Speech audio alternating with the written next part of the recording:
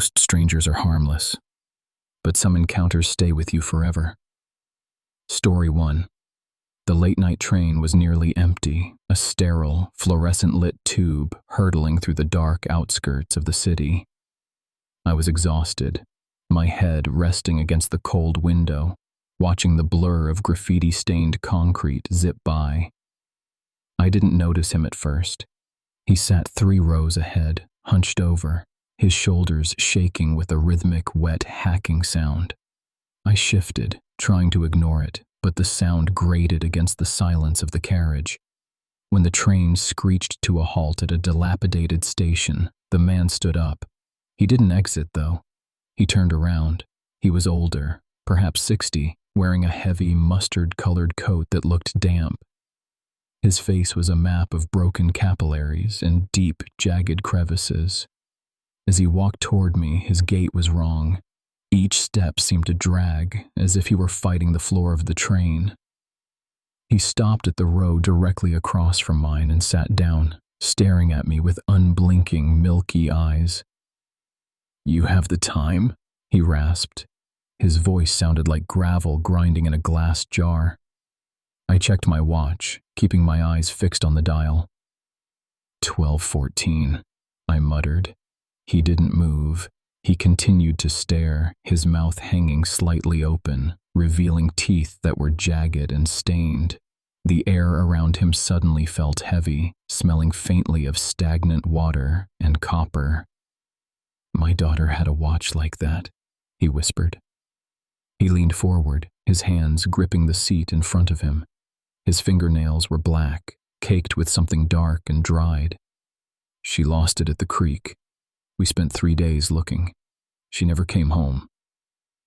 A cold prickle of dread crawled up my spine. The train remained motionless, the doors held open by a flickering sensor that refused to close. I gripped my bag tighter, my knuckles turning white.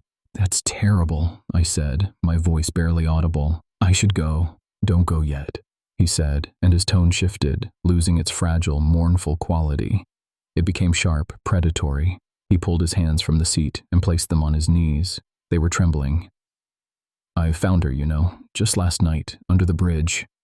He began to chuckle, a low, bubbling sound that made my stomach turn. He reached into the deep pocket of his coat. I didn't wait to see what he was pulling out. I bolted from my seat, lunging toward the doors just as they finally began to hiss shut. I squeezed through the gap, my shoulders slamming against the metal frame, and sprinted onto the platform. I didn't stop running until I reached the streetlights of the main road. I never looked back, but as the train pulled away, I heard it, the rhythmic, wet, hacking sound, only this time it was coming from the darkness of the platform behind me. Story 2. The station platform was slick with a thin layer of freezing rain, and I was the only soul waiting for the midnight train.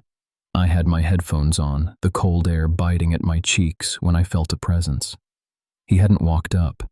It was as if he had simply materialized from the shadows of the ticket kiosk. He was a man in his 50s, wearing a high-collared wool coat that looked damp and heavy.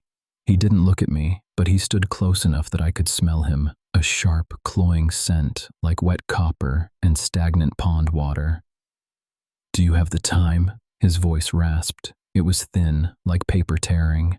I checked my watch, keeping my eyes fixed on the dark tracks. "It's 12:14, I said, stepping a few paces to the left. He followed, his shoes making no sound against the wet concrete. "The trains are always late on Tuesdays," he murmured. He turned his head slowly, and in the harsh glow of the flickering fluorescent light, I saw his eyes. They were entirely bloodshot, the irises lost in a sea of broken capillaries, staring not at me, but at the reflection of my face in the glass window behind me. "My daughter has those same eyes," he said. His tone was conversational, almost gentle, which made the bile rise in my throat. "She didn't want to leave, though. She fought so hard."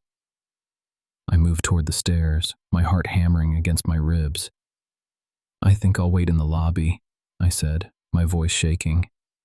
He didn't move to block me, but he leaned forward, his mouth pulling into a smile that showed too many teeth, all of them yellowed and jagged. As I began to ascend the stairs, I heard him whisper, She's still waiting too, just 2 miles down the tracks. You can hear her if you listen past the wind.